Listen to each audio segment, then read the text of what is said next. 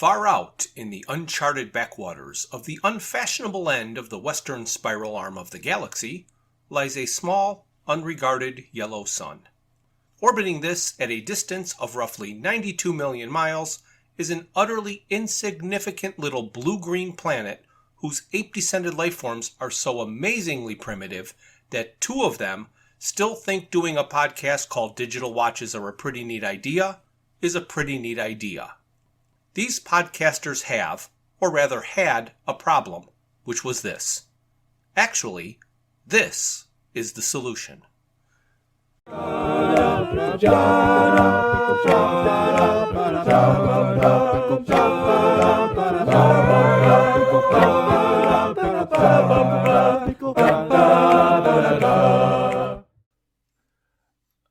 Hey, Bryan, what's this? This is another chapter. Another chapter of what? Oh, you bet. This time we're watching on Tubi the Last Chance to See BBC documentary series that was created after Douglas Adams' death.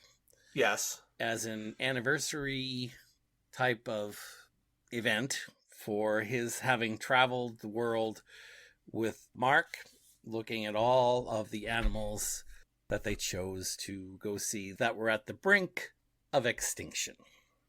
And some fell over the brink. They did indeed. And this, I understand, is the 20th anniversary. So 20 years after the book, they decided to do this. Right. And it was very shortly before Douglas's death that he and Mark decided to do this themselves. That's correct. They mentioned that in the TV show. At one point, they talk about the whole process, which I know we're going to get into in a few minutes. Yeah, maybe. If you've got notes on it, I do. Great. I do. Just a little bit. Those are the four. Look, here's my page of notes. I got one page, one whole page. Okay, I've got a little more than that. Yeah, this is interesting. I mean, I have to say, I thoroughly enjoyed watching these 6 episodes. I found it quite different than the book. Oh, yes, 100%. This was a nature program more than a travelogue. Oh, absolutely. And, you know, it reminded me of the Attenborough stuff. It made me think of all the National Geographic specials that have been out there. Right. Beautiful cinematography. Yes. And long periods of just watching the scenery. So in terms of content and or plot, if you will, our conversation is going to be a little short today, I think, huh? Yes. Yeah, because we're certainly not going to redo all of the information, but we'll hit some highlights. Yes, 100%. So when we were talking about the book and all I could do was read his name, I was saying Mark's name incorrectly. Okay. And I was saying Mark Carwardine, but he puts the accent on the second syllable, so he's Carwardine. Interesting. He's a photographer, and being photographers ourselves, I'm always sitting there going, but is he any good? And so we do get to see some of his work during this thing, and in fact, he is good. Yes, he is. He is very good. I was impressed with the photography, and I had to, and probably for you and I both, some of the contortions that he went through to get the images that he wanted were probably the best parts of the show. Yes. Well, in this first episode, they're talking about or going to look for the Amazonian manatee. And in this episode, they do come across a boa constrictor up in a tree. And he is trying to get a picture of this snake. And he is in a boat. And the boat is just doing these tight circles. And he's being brushed and scraped by branches. Well, he's in a river and they're on a little speedboat. So, you know, not a speedboat, but a little rowboat kind of thing. Right. And it's obviously hard to control the flow of the river. Right. And he's just trying to park it under a tree. Yeah, that was good. But I could relate to a lot of the stuff he was going through. Yeah, and I did think it was funny because at that moment you don't actually see it, but much later in the series, they're on a river and you see a picture of the photographer, the actual cameraman, Right. doing the videography. Yes. And he is holding on to this camera, and it's quite large. I mean, it's probably maybe, I don't know, 2.5 feet long by maybe a foot wide. Yes, it was very large. And he's hanging off the edge of the boat. And then I'm thinking back to this little scene where the two of them are in that little boat and Mark's trying to get a picture. And the videographer is trying to photograph Mark the whole time. And also at the same time, getting some very good footage of the snake Mark's trying to get a single image of. So... Yep, I think we've been there. I am not trying to say that doing video is easier, but when you're trying to take just one picture at one time, you get one chance. When you're doing the video, it's much easier to go out of frame, back in frame, out of frame, back in frame. So I'm glad we had both and we weren't just relying on one single picture. Yeah, absolutely. Because we got to see all these animals quite well. Yeah, that it's like stunt photography, I think. Yes, absolutely. So when they're looking for the manatee, they were told that first you have to find these dolphins. Mm-hmm. Do you remember the dolphins from the book? The dolphins from the original book? No, I do not. Yes. I do not remember I didn't either, but evidently there are these pink dolphins that kind of hang around the manatees, and if you can find the pink dolphins, then you can hopefully find manatees. And I'm thinking, pink dolphin? There's a pink dolphin? Well, by golly, there's a pink dolphin. I know. It's really fascinating. And they said that as the dolphin gets more excited or agitated, it becomes darker and pinker. Yes. Right. So I got blood flowing to the skin. I have no idea what would cause that, but yes, the more agitated it gets, the pinker it gets. And I like the legend. Did you catch the legend? Yes, where they were talking about, well, I say yes, and now I've forgotten exactly what they said. The dolphin would take the form of a scholarly gentleman and would ravish the women of the local tribes. Right. And I love Stephen's response to why they might have thought that this was the legend, because it would explain the presence of all the pink babies. Yes, the European missionaries kind of spread this legend to explain all these new pink babies that all of a sudden showed up. Yep, that devilfish. The devilfish? Oh, yes. Creating all the pink babies. Yeah. Anyway, they never saw a wild manatee, so they did have to go and find a couple in captivity. I liked the trek that they made, though, overland into this lake. It almost sounded like the river goes up, and the manatees went into this cove, and then the river goes down, and they're kind of stuck in this area. Right. But they couldn't find any in there. Right. You know, the one thing I found kind of interesting about the manatee situation is under all of the other species that they went out to look for, they defined in some detail how they are different than species that are similar. But in this particular case, I didn't hear them talk about whether the manatee in the Amazonian rivers are any different than a manatee that we see in Florida. Yeah, they did not specify what made this manatee different than another manatee. Yep. I thought that was interesting. I would imagine that the Florida manatees are saltwater fish. Well, that's true.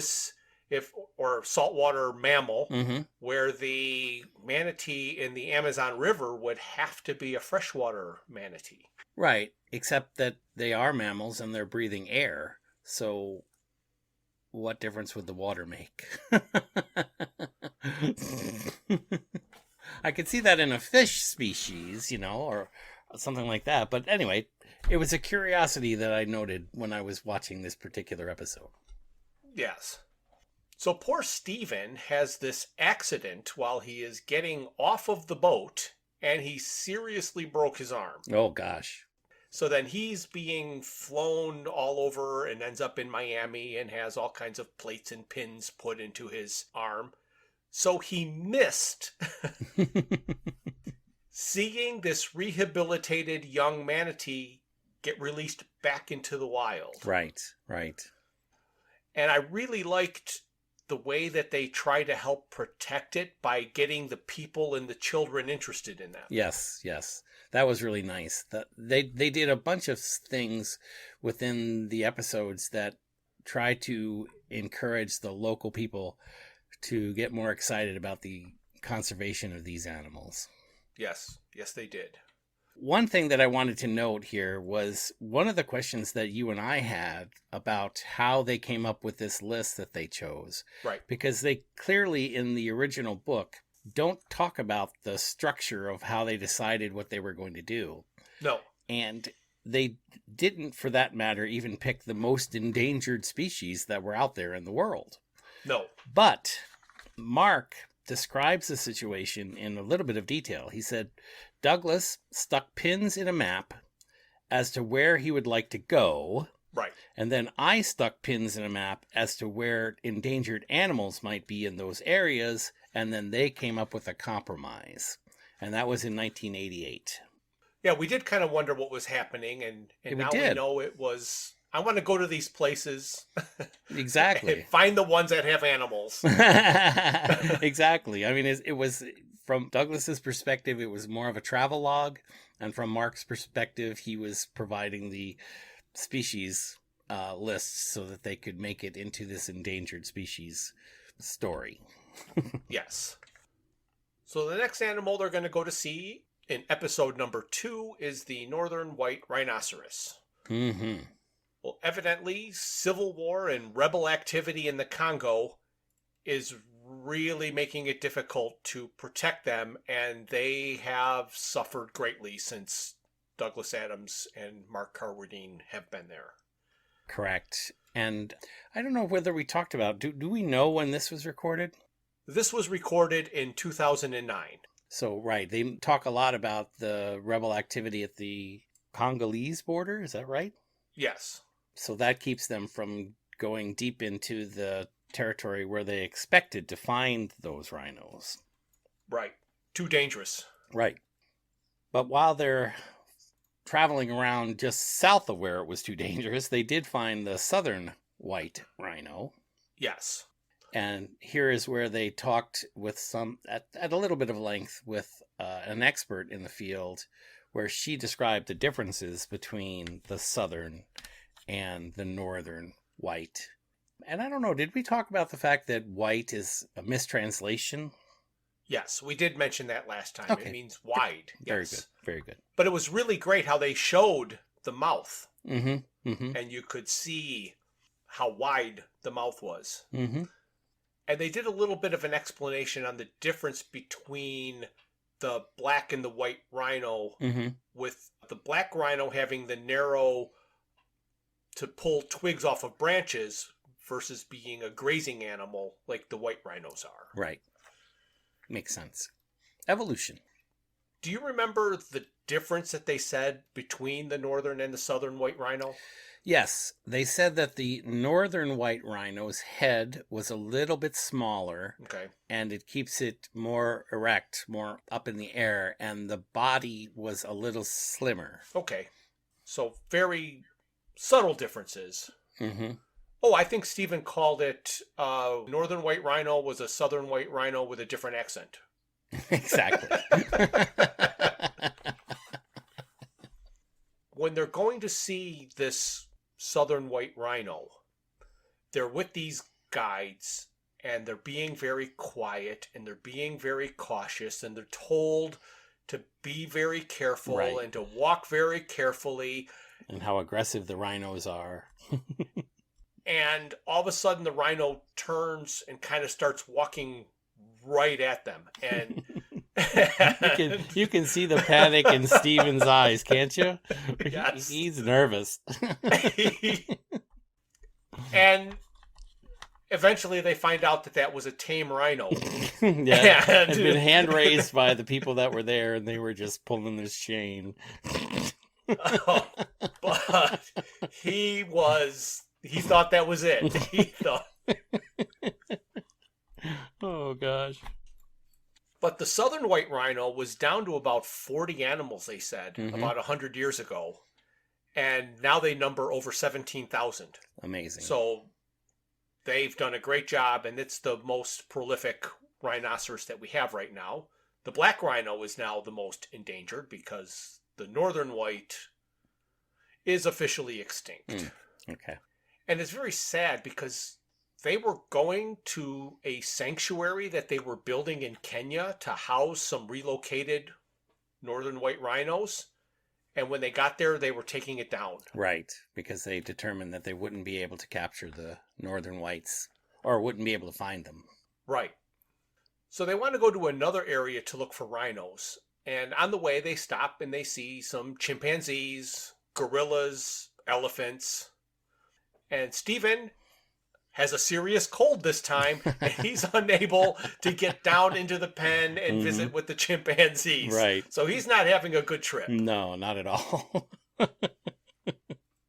They quarantine him a little bit, but he is able to stand up in a like an observation area and watch the animals interact with Mark. Yes. So they go off to an area where they are going to relocate some black rhinoceros. And they helped with the relocation and preservation. And so they find them and they tranquilize them. And then they're going to put them in a crate and measure them and tag them and do all the radio transmitter things so they can keep track of them. And so you've got this rhinoceros that weighs, Lord knows, 2,000 pounds. Yeah. And you've got to get it into a crate. And it's been knocked out. Mm-hmm. And they said there's only one way to get a 1-ton rhino into a crate. You have to wake it up. Oh my gosh. So here you've got all these people with ropes tied to this unconscious rhinoceros, and they inject him with the thing that reverses the tranquilizer, and he gets up and he runs forward and they slam the door. It was... That is deadly. No, I know. It was very interesting. Episode number 3 is about the ii. And this is where they go to Madagascar to see the ugliest lemur in the world. Oh my gosh. And they weren't lying about that. No, they weren't. So here Stephen tells this little joke about the only thing that he knows about Madagascar is that it's a children's movie. Right. I didn't like that because that means he didn't read Douglas's book.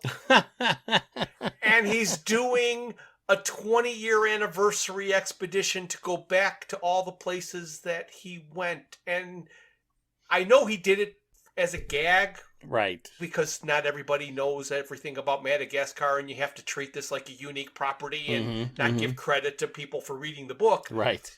But...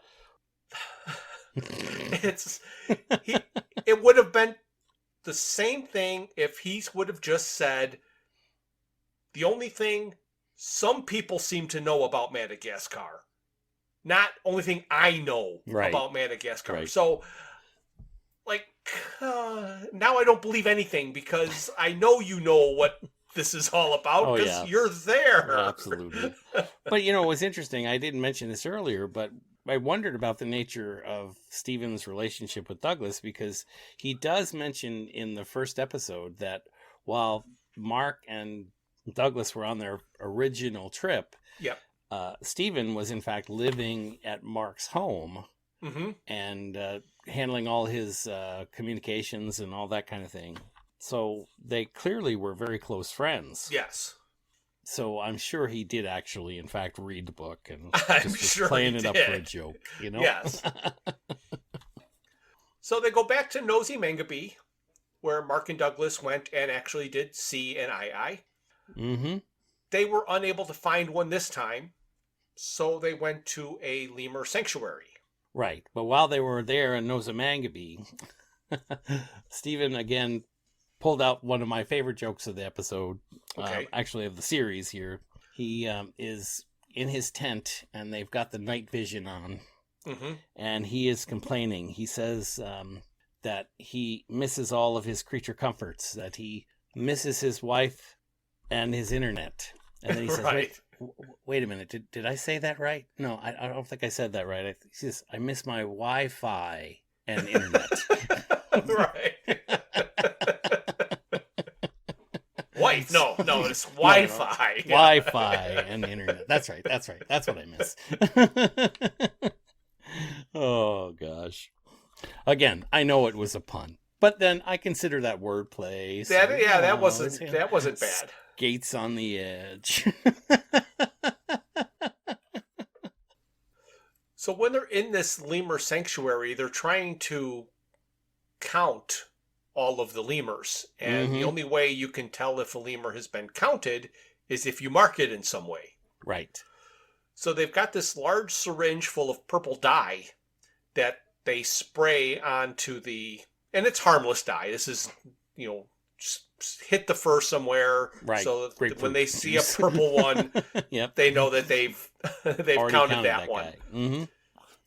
Stephen was abysmal at trying to shoot. And then when he finally did splash some on one of the lemur's tail, they were like, "Oh, good job! Well done!" Oh, man. Shooting lemur with a water pistol. Yes. Oh, man. But then the second funniest thing of the entire series was this lemur called the Dancing Sifka. Mm-hmm. It was hysterical watching this thing run and skip across the roads. Oh, yeah. That was amazing. It's like, wait up, it really moves like that. That's, Yep. Of all of the different ways it could travel, that is the method that it decided to choose.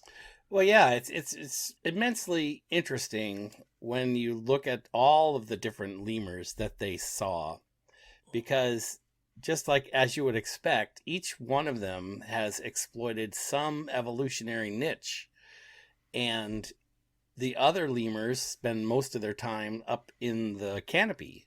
Right. And obviously for this one to be dancing or hopping as it was across the road, it must have been spending most of its time on the ground. Right. It's absolutely fascinating to see the different stages of their evolutionary change. So in part of their travels, they end up at this village where there's a healing ceremony going on because a woman has been said to be possessed by a spirit.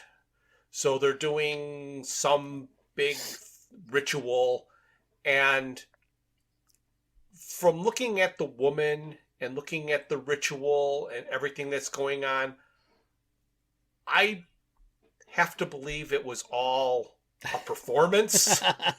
Did you get that same impression? I was thinking to myself, no, I can't be that cynical. I can't be that guy. Well, I'm that guy. Uh-huh. And I think You think that they was were just laughing their butts off all when a they were doing big that. performance Mm-hmm. for the first and only video crew that was ever allowed in this village. Mm-hmm. Automatically, they've gone reality TV. Yeah, exactly. I did get that same impression. So he talks about some of the traditions and superstitions, and the aye are bad luck. Mm-hmm. So if they're seen, they're killed. So that's another reason that this is a very rare and almost extinct lemur, because people don't like them or want them around. Right. I mean, when they finally do get to see them, you can understand why that might be the case. Yes, they get a really good up-close look at this zoo where they're inside eye captivity section, and wow, it was... Yeah, it was something. It's kind of like the face is like a cross between a opossum or a possum, and a rat. Yeah. I mean, it was just kind of And the big ears. Gnarly teeth like you'd expect that rabbit to have, Yeah, yes. And bony fingers Mm-hmm. and wiry hair that is Mm-hmm. very uneven and patchy. Mm-hmm. It's, yeah. Quite unusual. So they do a lot of traveling, and one of the places they passed through was called Baobab Alley, which is where all of these baobab trees are. Man, those scenes, and again, you really, this is one of these shows that no matter what your interest is in Douglas Adams, you don't have to have any knowledge or any experience with him to appreciate all of the things that they did during this journey and all of the videography that they did. And those baobab trees, fascinating, absolutely amazing to see them that way. I don't think I've seen them in other documentaries, but I've never seen them like they showed them there. So this baobab tree looks like it is upside down. Mm-hmm. It looks like where the canopy should be are the roots. Mm-hmm. And then the canopy of the tree is buried somewhere underground. Because it's... But evidently the baobab tree, the wood isn't really good for anything. It's not good for building, not good for burning. So all the other trees have been harvested except for those. And so there's only this great big area with those trees left where it was a weird, strange sight. Yeah, very, very unusual. But then they go on to talk about a gentleman that's there trying to reconstruct the rainforest. Yes. By planting thousands of trees and by harvesting multiple types of flora that represent the types of flora that would be in the natural rainforest, and transplanting them, growing them, and trying to create corridors for the animals to go from one virgin rainforest into another. Right. So the deforestation has made patches of rainforest, and there's no way for the animals to get from one to the next. So they want to build roads of rainforest. Yes, exactly. that go from one to the next. Amazing. It was fascinating to see them attempt that, and to know that it would take 30 years or 40 years, they were thinking, before they would have any appreciable effect for the work that they were actually doing. Right. And in this episode, we get to hear about another way they were having the local people invest in saving these rainforests, where all of the different villages were given an area of the forest that they were designated to protect. And after a year, they would go and they would be judged as whose area of rainforest has been best protected and revived, and then they win a prize. Right. And then I guess I'm imagining that the contest has to just keep continuing year after year. Right. But again, you got to get the local people involved. Right. 100%. So they were out last day kind of looking for the eyes, and the person that they were with, one of the local experts in the found and knew where there was a recent nest. So during the day, they're looking up at this nest, having no idea if there's an in it. Right. So they have to wait until dark to see if they could find one.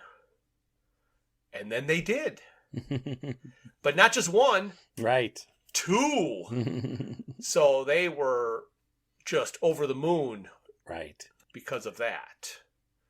And it was exciting to watch, again, having the experience of being photographers. We were clearly appreciating his frustration, Mark's frustration, when he's trying to get the right angle and the right look and all that kind of stuff. And of an animal that will not hold still for a second. No circumstances. Oh my gosh. So the next episode is about the Komodo dragon. And going into this episode, I thought, are they going to make us watch a horror circus show?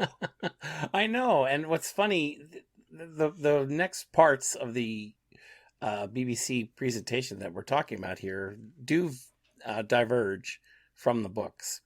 Yes.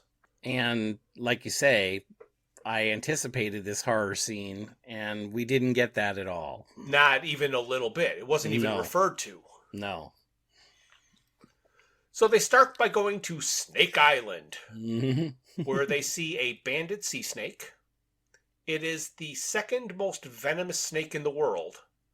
And their guy just very nonchalantly grabs it by the tail and picks it up and holds it so they can see it. And then, okay, I'm putting it down. And he puts it down and it goes away. Yeah, that was so weird. It does, I don't know what, reaffirm everything that they've been saying by why a lot of these animals have gone extinct is because they're not used to predators. They don't have a danger sense. Right, like, exactly. That snake never reacted or seemed to be under threat. It was calm. I mean, it was never alarmed. Close to where his head was, but even that didn't cause it to snap or bite or even open its jaws, for that matter. No, it's just hanging out. Yeah, which is a little surprising. I mean, you're not going to pick up a cobra like that. No. You're not going to pick up a rattlesnake that way. No, but, and they have nothing on this when it comes to venom. Right. And then they went and they saw some monitor lizards, which were gigantic, but nothing compared to what they said the Komodo dragon was going to be. Right. And I found the mud bath scene was a little odd. Yeah, that was a little bit strange. Yeah, because, I mean, I don't know. Obviously, they were taking advantage of the local mud baths because there's a lot of volcanic activity in the area. So they jump into this sea of mud, get themselves covered head to toe, and then they wander around in the woods for a bit. Well, before they get out of the mud bath, because of Stephen's suggestion, they decide that they're covered in mud, and Stephen thought they looked like the victims of the Pompeii volcano. Oh, yes, so they get into these positions with their hands clawed, like, Yeah, there you go. Definitely entertainment for TV. Yes. Oh, my goodness. So I guess we've said this a little bit, but I'm going to reiterate it here, is that Douglas's book was, we're going to see the Komodo dragon. And here's all of the trouble that we got into just trying to get there, and then we finally got there and we saw the dragon. Right. So that's why I've always called that a travel log. Oh, yeah. This is, we're going to go see the Komodo dragon, but on our way, we're going to stop and we're going to see this animal and this animal and this animal and this animal and this animal and this animal. And then we're finally going to get to the Komodo dragon. So it's much, much more of a nature documentary. And as you did point out, there's none of Douglas Adams in this. No. There's nothing that you need to know about Douglas Adams to enjoy this program at all. That's correct. But it was nice, even though there wasn't any Douglas Adams in it, it was nice to hear some of Mark's comments and Stephen's comments about Douglas. Oh, absolutely. And about his love of the animals and his devotion to nature. But you were right. That's why I commented earlier. You don't need to know a thing about Douglas Adams to really enjoy this particular series of TV shows. No. So after the mud bath, they watched and helped with the collection of sea turtle eggs to help protect them and hatch them. And Stephen pointed out that the difference between preservation and poaching is really a fine line. Exactly.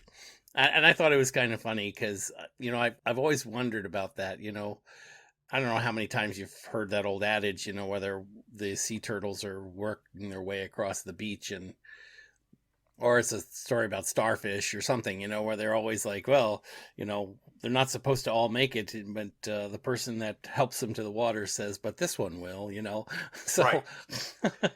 you're not sure whether you're helping or hurting at that point, but But if their numbers are going down, you do need to jumpstart it and right. make sure that more of them make it. And so there were a couple of facts that I found interesting. One in particular is that the gender of a sea turtle is decided by the temperature of the egg at incubation. Mm-hmm. Interesting. So a 2-degree difference in temperature decides the male or female, which that is just weird. Right. Very strange. But it was kind of interesting how they had those little cones on the ground where each of the different hatchlings were, and some of them were in the shade and some of them were in the sun, trying to promote the various genders. Yes. And then after that, they go and they see an anteater that they call the pangolin. The pangolin. Now, this is a great example of good, evil, up, down, left, right. There's always a flip side. There's nothing that's good for everybody. It's like what's good for one is bad for another. And this is pretty much across the board, and we've had all kinds of different conversations about other things. But here, the pangolin is threatened by loss of habitat. Mm-hmm. All of the rainforest is being cut down to produce palm oil, which Mark Carwardine said, ironically, is being used in biofuels. In order to replace hydrogenated oil, they're using palm oil in food. Mm-hmm.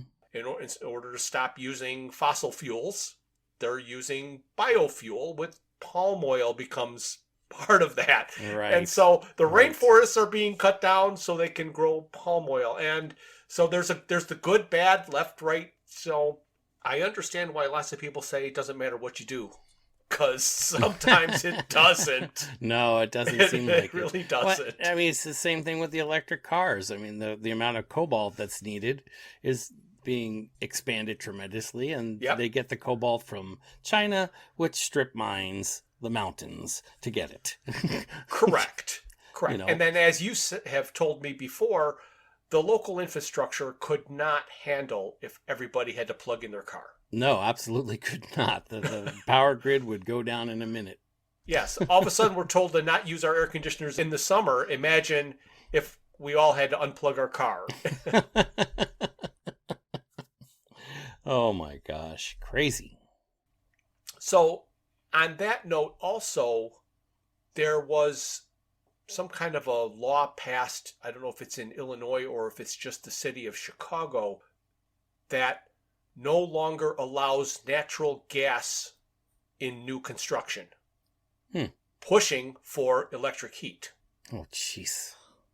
So everything is going electric now, and it's going to, I don't know, it's going to be interesting. Yeah, it's going to be interesting. So there's this little spot where they come across this produce stand and they see this fruit that Stephen has been interested, and I don't understand it at all. I don't remember what it was called, but evidently it smells horrible. Yes. But tastes great. Mm-hmm. And to me, smell and taste are so very intertwined. And I do not know how it is possible, unless the sugar content is just so great that it overpowers whatever creates that smell. Right. They don't really say, and it's not, I don't remember whether it was the outside of the fruit that they were saying smelled bad, or when they were eating it, did they say the fruit itself smelled bad? Maybe it was just the rind. That could be. Mm-hmm. Yeah, and they say that there's signs that prevent people from carrying it on the bus or on the train. Right, yes. It smells you can't so bad. Yes. So they're about to go see the Komodo dragon, and just before they do, they're having breakfast, and Steven's reading the newspaper, and he sees a headline about a person being killed by a Komodo dragon. Mm-hmm. And then they go see a guy who's in his house recovering from being attacked by a Komodo dragon. Oh, jeez. Yeah, I know, the poor guy. I mean, his hands was all swollen, and you're like, oh man, it just looked terrible. So the Komodo dragon is not venomous, but its saliva is full of nasty bacteria, and it also likes to eat rotting animals.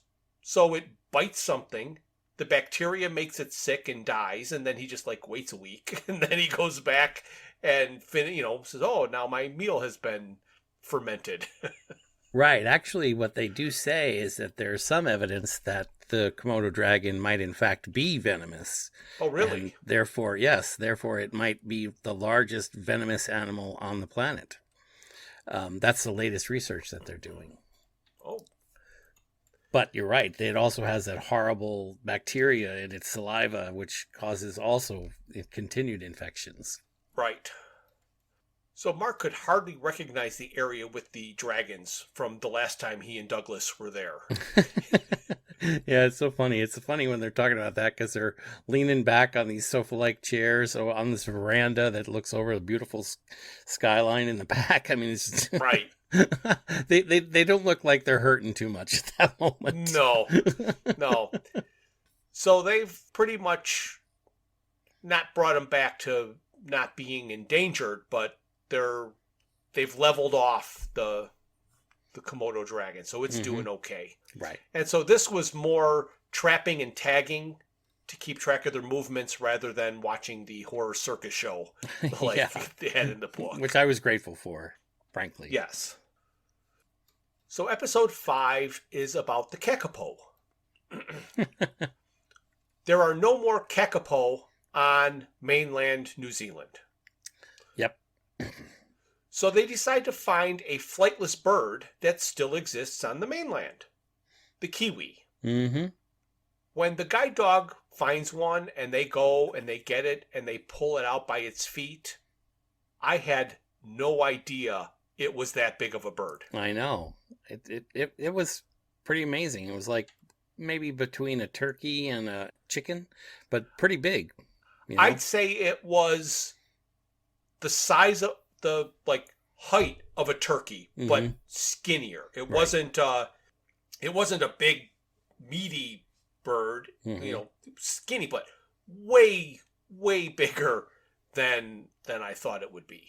I just pictured some little itty bitty bird. Yeah, exactly. And what I was surprised the most about is the habitat that it lived in. I mean, this was dense forest. Yes. And impenetrable, I think they called it. Well, yeah. And not only that, the birds themselves, when they did find them, were like holed up under a thicket bush. Yes. I mean, just way impacted in there. And I kind of had to laugh because the guide that they were with was covered with mud in the shots after they got the bird out, and I'm like, oh, the poor guy. Yes. So on that trip in New Zealand, which they called Middle Earth, they look at a giant bug called a weta. And the name translates as the king of all ugly things. Mm-hmm. But I thought that was a great looking bug. Oh, yeah. That was a beautiful bug. It was a monster bug, but it wasn't a scary looking, tarantula-like looking bug. No, it looked basically like a grasshopper. Yeah. But big grasshopper. Right. I didn't notice that it had wings, did it?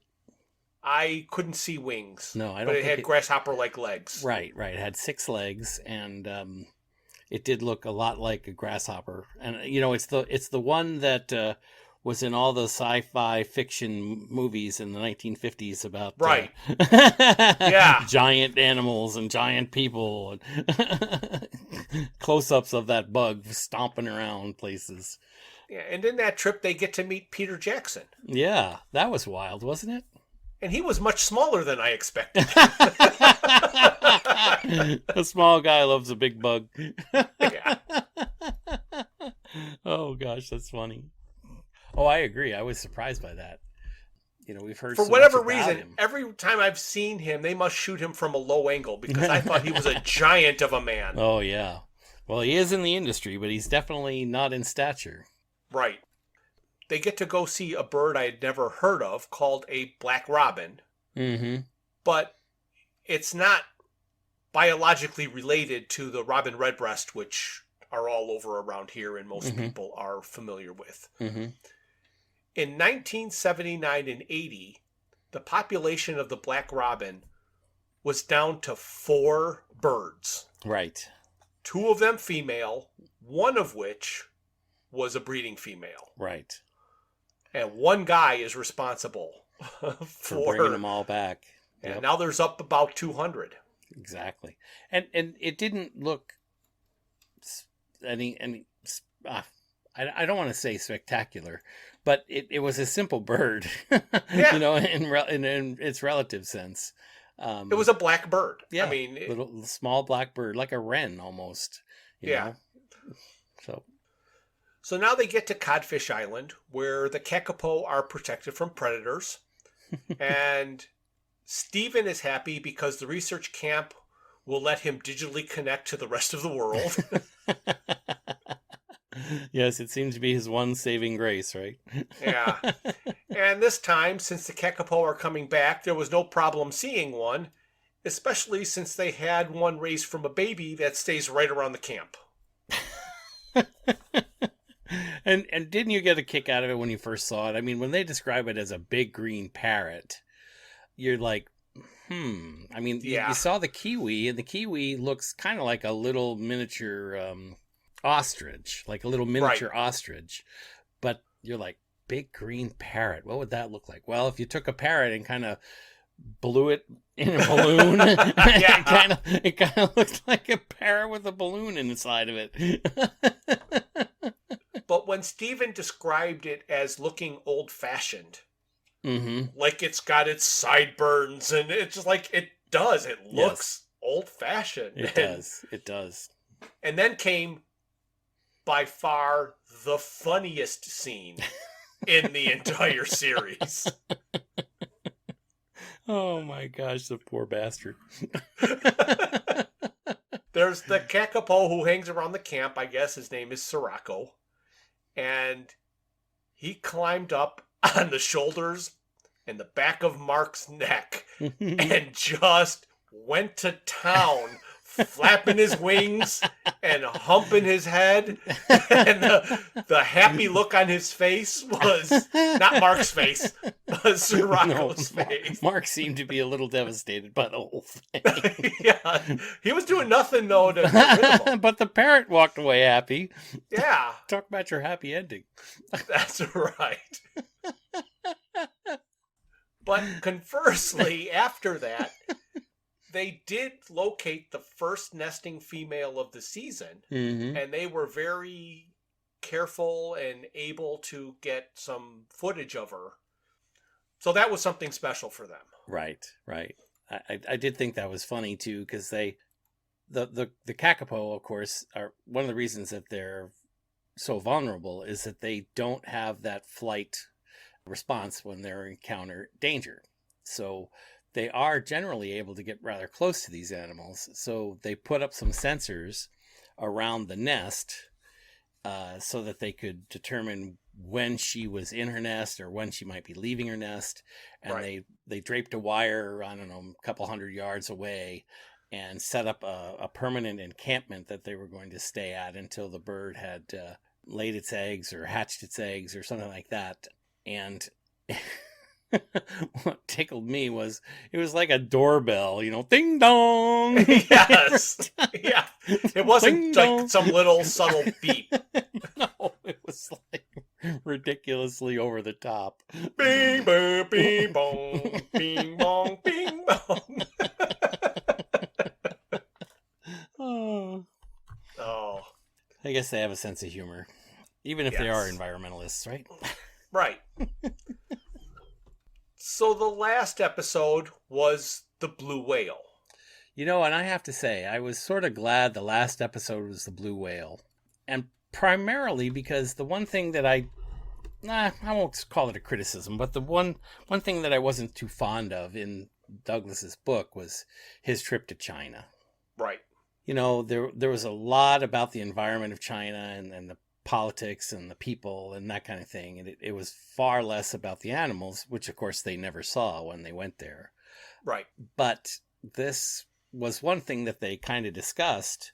Mark made a point of saying that when he came to this anniversary and going down to see these various animals, they decided to avoid China.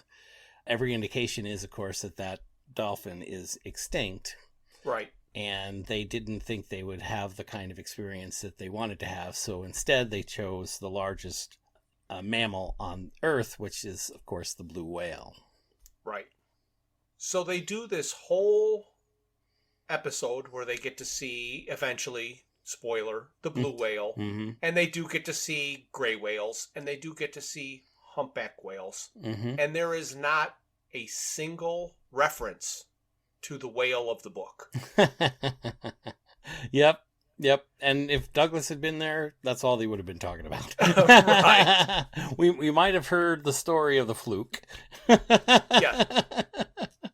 There could have been all kinds of revelations. But they're, like we have said, you do not need any knowledge of The Hitchhiker's Guide or Douglas Adams to enjoy this program. They didn't even have inside references. No, you're absolutely correct. It was just two friends of his doing what he wanted to do after he passed. Yes. Well, yeah. I mean, I can't believe that while looking at any of the whales, that Stephen didn't go, I wonder if it'll be friends with me. just that. That's all he would have had to say.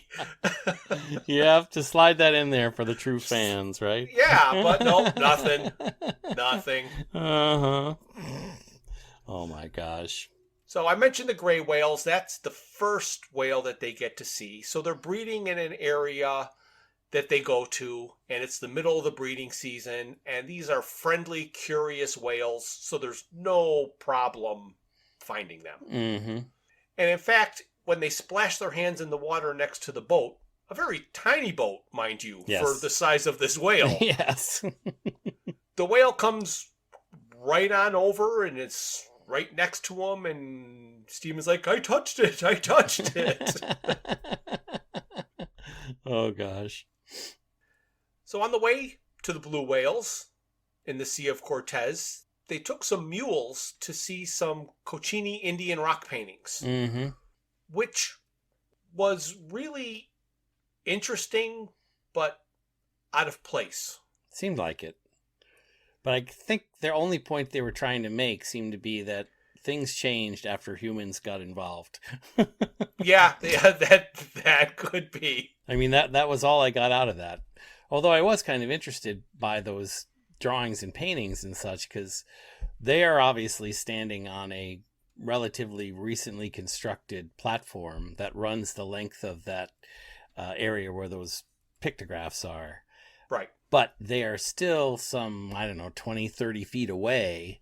Right. And the drawings themselves seem to be 10, 15, 20 feet above them. Mm-hmm. So I was really kind of curious as to how did they put those images up there, Yes. Yeah, there was nothing to stand on. But who knows what the landscape was like when those were painted. That's true. There could have been a lot of rockfall there or something like that, that had been removed or eroded away in time. Don't know. Didn't think about that. So then they go and they see some sea lions. And what I found interesting about the sea lion is that if they are on land and sunning themselves, they're very territorial and very dangerous. Mm-hmm. But if you're in the water with them, they're fun and playful. Yeah, that was really weird, isn't it? So absolutely no danger swimming in the ocean with them. But by golly, don't go on the beach. Right. And so now they're doing a lot of water travel, obviously, because they're trying to find whales. And evidently Stephen is very drunk and sees this bioluminescent glowing blue algae. Yeah, I wondered how drunk he was when he's commenting about all that. It was late at night, I mean, they didn't expect to be filming that late. Yeah, and he did make some kind of comment about how it's not just his imagination because the camera caught it too. Oh gosh! But these scenes that they have on the water are some of the prettiest ones in the all of these episodes. Yes. They're in and out of that water, and it just looks like so much fun to me. Yep. And they're down in Baja, I believe. Mm-hmm. Yeah, so just south of San Diego, off the coast of Mexico, the Baja, California area. And they jumped in to try to measure one of these whales in part of the episode, and I'm thinking to myself, right, how in the world are they going to keep up with them? I'm losing my breath just watching them. Yes. Oh, amazing. So how do you measure them? Well, you jump out and you measure it. How do you measure the dorsal fin? You hold up this stick and you... Oh, fascinating stuff. Absolutely. So they talk about an area over there in Baja that has an invasive squid that, due to lack of predators, is going to just outnumber all predators very quickly. And the conservationist or the ecologist or whatever his official title is was a little bit warning that this is going to be the next wildfire, he called it. Right. The reason that the squid became so prolific is because of the devastation to the shark population. The sharks have been decimated in that area. Right. So no sharks to eat the squid. The squid are now top of the food chain. But they do look nasty. Squid, oh man, they look scary with the little bitey claw, the bitey mouth. Beak. Yeah. And it's prehensile. I mean, they show that at one point it's moving around, and they're oh my gosh. I don't think I want to be in the water with a squid on me. No. And they got spines on their tentacles too. Mm-hmm. Not just suction cups. Right. Spines that dig in. Mm-hmm. So while searching for the blue whale, they do find some humpback whales. Mm-hmm. And they use an underwater microphone to listen to the humpback whale song. Yes. And it's basically what you would hear on every Nature Sound CD. And Star Trek movie. Yes. Yes. And they stop off at some small island and they see some fossilized whale bone, which was, they had rib and they had vertebrae, and that was pretty interesting. Mm-hmm. Mm-hmm. So finally, it's like we're going to look for these blue whales, and using a plane owned by a pilot that Mark is friends with, they're locating some blue whale, and then they set off to those coordinates in a boat, and the plane went back up and would circle over where the whale was, so the boat could just find them. And they found 2 blue whales swimming together. One was a fluker. Mm-hmm. So they had a lot of images of these whales, and it was really fantastic. Right. And that's one of the things that I learned when I went to Alaska is that the breaching of the whale that dives down and the fluke comes up, is not as common a sight as you imagine. I mean, every nature show you've ever seen, they've shown that, but it doesn't. It's not as common as they make it out to seem. No, it's fluke. Mm-hmm. Hey, wait a minute. That sounded awful close to a pun. Maybe. I have to say, Jeff, I really enjoyed watching these programs. The cinematography was fantastic. The still shots that Mark was able to produce in conjunction with the different animals that they saw, breathtaking. Yes. I highly recommend this series for anybody interested in nature, and I really enjoyed it. Absolutely. So did I. If you've not seen it, check it out. You can watch it with anybody in the family. Mm-hmm.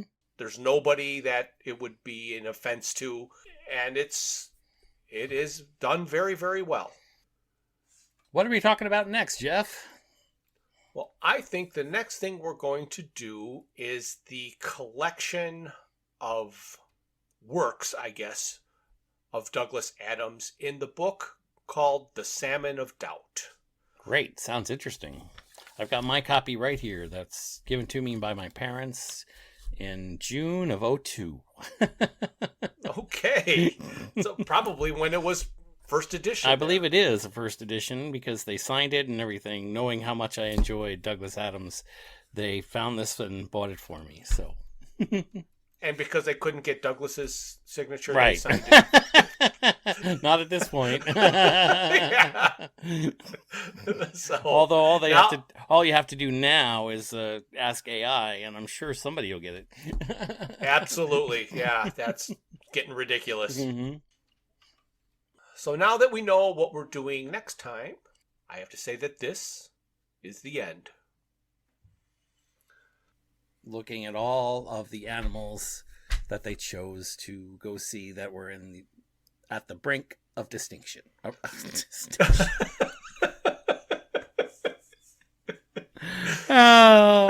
Oh my gosh, my brain doesn't work. Thank you for listening to this.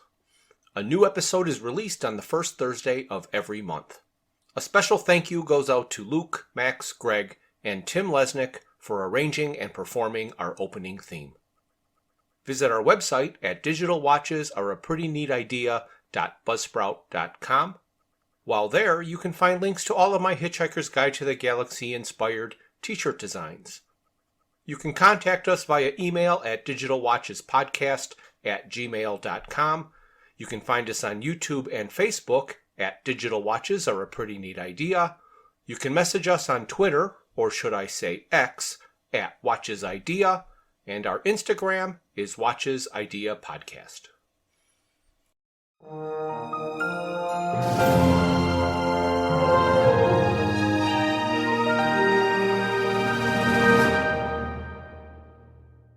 This has been a Froods for Thought production.